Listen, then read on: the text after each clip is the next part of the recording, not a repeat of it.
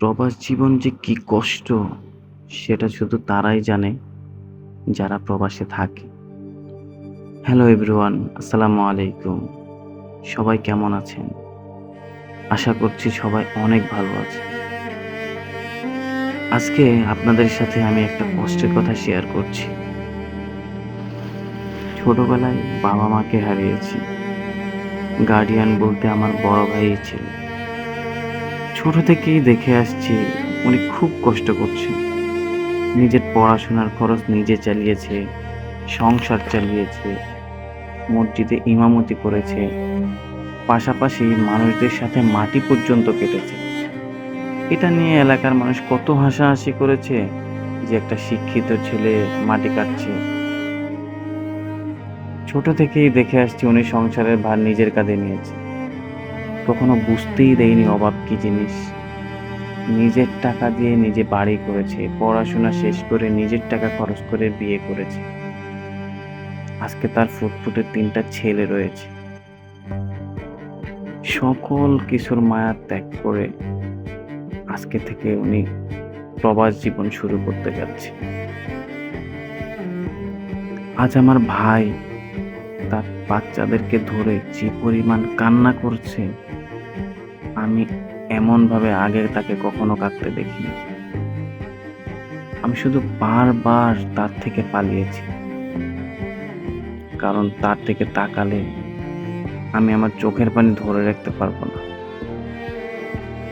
এই প্রথম ভাইয়ের সাথে আমি কোলাকুলি করেছি। কতটা কষ্ট প্রিয়জনকে ছেড়ে থাকা, সেটা শুধু তারাই জানে যারা প্রবাসে থাকে। শুধু কিছু টাকার কাছে ভালোবাসা এবং মায়া বিক্রি হয়ে যায়। এই যে মানুষ কত কষ্ট করে প্রবাসে থাকে পরিবারের জন্য, পরিবারকে একটু ভালো রাখার জন্য, দিন শেষে ওই প্রবাসী তার পরিবারের কাছে হেয় হয়ে যায়।